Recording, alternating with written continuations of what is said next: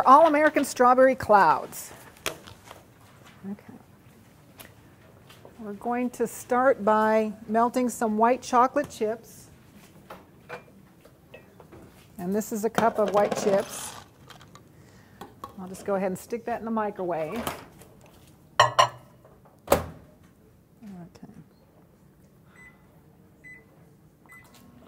And you don't want to do that a whole lot because it does, watch it in the microwave.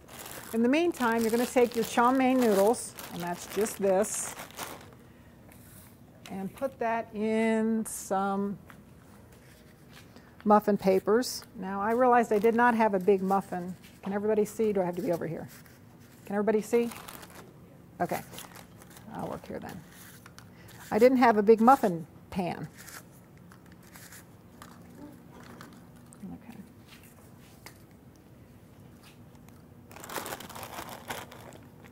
I'm just going to put a little bit of this in there. I also made some smaller ones because I thought this was almost too big. And the small ones were cute.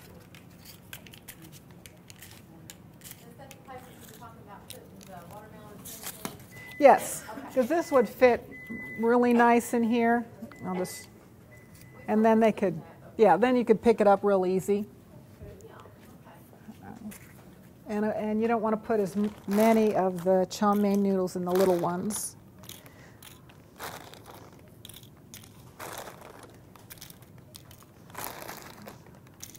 Okay. Check our chocolate here. Okay, now this looks good. As you can see, it looks like it's not melted, which is what you want to see when you're melting chocolate or white chocolate in the microwave. You want to be very careful you don't burn it.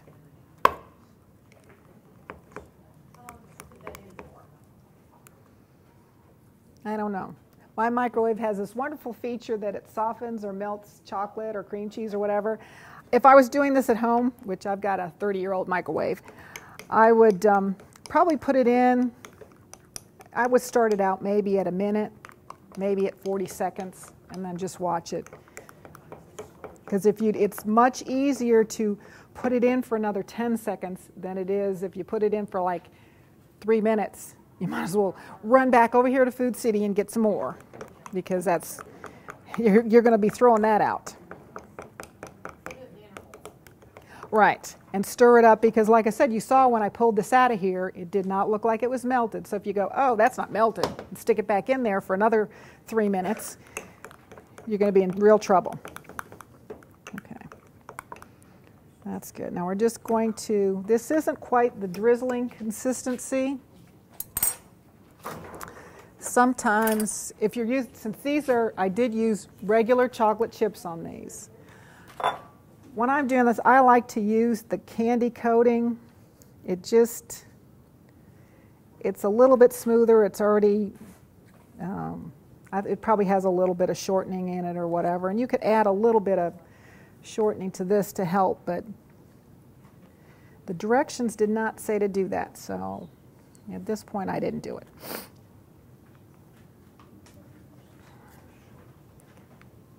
All right, you just want a little bit to kind of hold all the chow mein noodles together.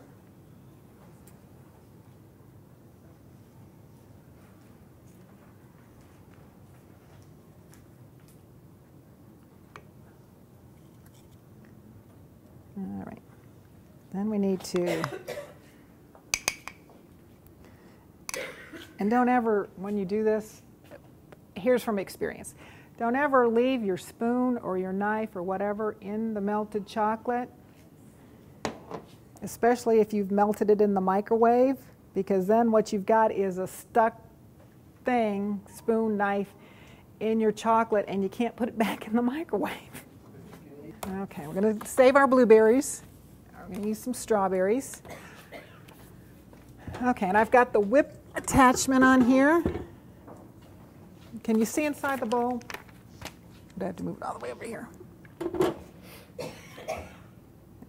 might be able to see a little bit. Okay. Now the best way to whip cream is to keep the cream cold.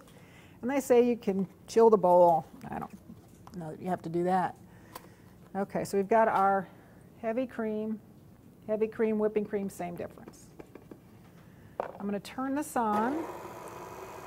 Don't turn it all the way up when you first put the liquid in. Slowly turn that up. And I've got, let's see, a little bit of vanilla we'll put in.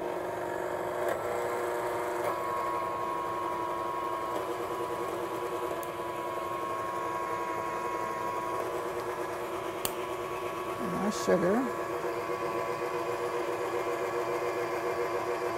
I like to gradually add the sugar just to keep it sort of even and so it goes throughout the mixture.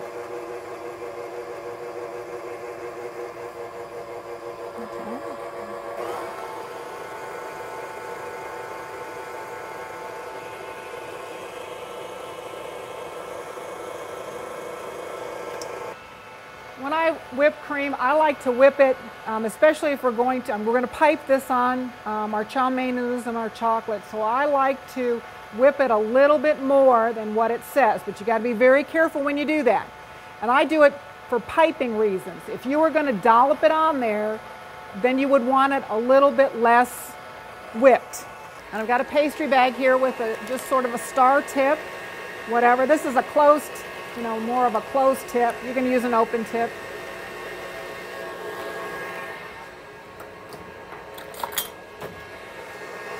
Okay.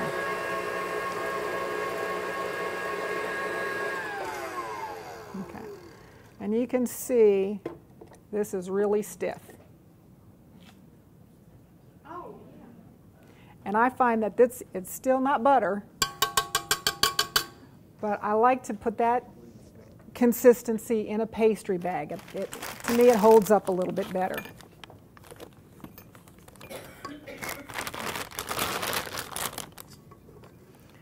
Let me just drop that in. Now, when you're working with a pastry bag and whipped cream, you have to work kind of quickly because not that the whipped cream will fall, but your hands are hot. And so now you're putting your hot hands all over the cold whipped cream. So you know what's going to happen. It's going to start melting. So we'll shake it down the bottom. These are nice bags that I borrowed this from the deli. Actually, the cake corner. Okay, we're going to start that. See what I'm doing? And I just piped a little bit here. And you can see it has a nice shape to it.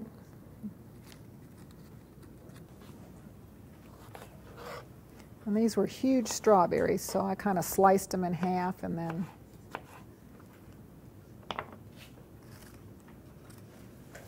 and you can put as many as you like. This is where you're artistic.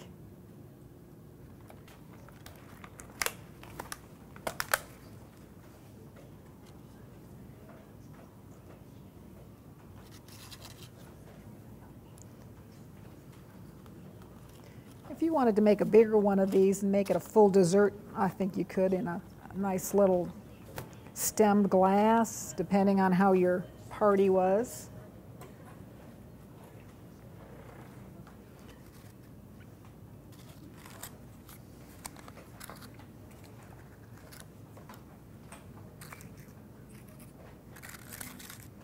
And these, of course, would need to be kept in the refrigerator until you're ready to serve them. Okay.